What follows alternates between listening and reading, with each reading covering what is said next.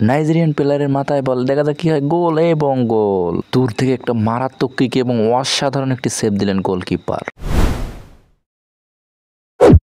Hello, আসসালামু আলাইকুম, আশা করি সবাই ভালো আছেন। আজকে আবারও যাচ্ছি আমাদের সেদেউতি পুরাতন মাঠে। জেলাভিত্তিক খেলার আমাদের আজকে হচ্ছে তৃতীয় ম্যাচ। যে ম্যাচে অংশগ্রহণ করতেছে বগুড়া জেলা বনাম নীলফামারী জেলা। আশা করি খেলাটি অনেক জাঁকজমক হবে। তো সেই খেলাটি আজকে আপনাদেরকে দেখাবো, অবশ্যই সবাই সাথে থাকবেন। চলুন যাওয়া যাক।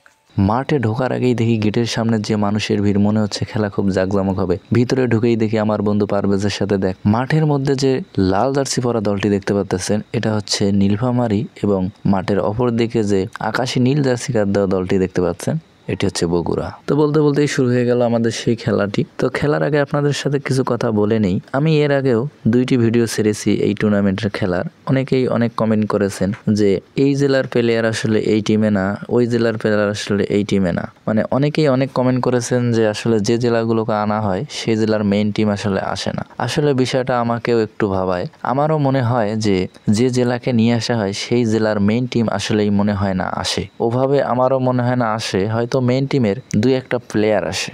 যাই হোক, এবার খেলায় আসি। খেলায় প্রথম থেকে নীলফামারী ভালো অ্যাটাক দিচ্ছে, তার এইটি একটি বড় একটি উদাহরণ যে অসাধারণ একটি কিক নিয়েছিল সেই নীলফামারীর ফরেনার খেলোয়াড় হ্যাপি। অসাধারণভাবে সেভ দিয়েছে বগুড়ার গোলকিপার, কিন্তু তার কিছুক্ষণ পরে কর্নার কিক পায়। কর্নার কিক থেকে সেই নীলফামারীর হয়ে প্রথম গোলটি করে সেই নাইজেরিয়ান হ্যাপি।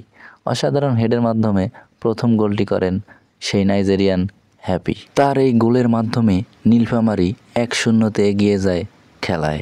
এর কিছুক্ষণ পরেই সেই নাইজেরিয়ান হ্যাপি অসাধারণ একটি পাস দিয়েছিল, অল্পর জন্য আরেকটি গোল বেঁচে যায়। এদিকে মাঠের এরকম খেলা দেখে আমার বন্ধুরা মাঠের এক কোনায় এসে বসে পড়েছে এবং বাদাম বুট নিয়ে খাওয়া শুরু করেছে।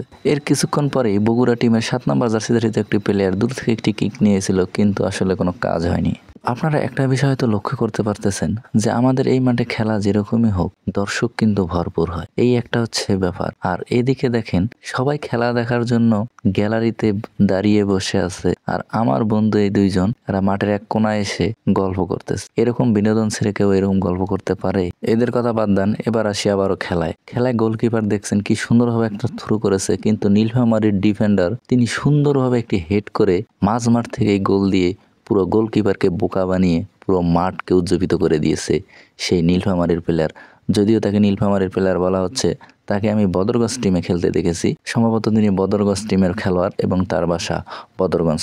খুব অসাধারণ খেলে থাকেন এই প্লেয়ার। এর কিছুক্ষণ পরেই ব্যবধান কমানোর জন্য আক্রমণে যায় বগুড়া টিম এবং তারা অসাধারণ একটি গোল করে, যদিও গোলটি হয় আত্মঘাতী।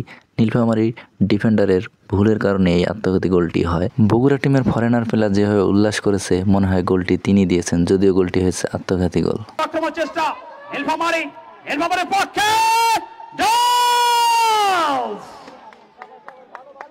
তো আজকের খেলা এই পর্যন্তই। শেষ পর্যন্ত 2-1 গোলে জিতে যায় নীলফামারী জেলা। আজকের খেলা আপনাদের কেমন লেগেছে অবশ্যই তা জানাবেন। আসলে প্লেয়ার কোন জেলার হয় হোক, টিমের নাম কিন্তু বগুড়া জেলা বনাম নীলফামারী জেলা। এই বিষয়টা আপনারা অবশ্যই মাথায় রাখবেন। আর সবাই ভালো থাকবেন, সুস্থ থাকবেন। ধন্যবাদ।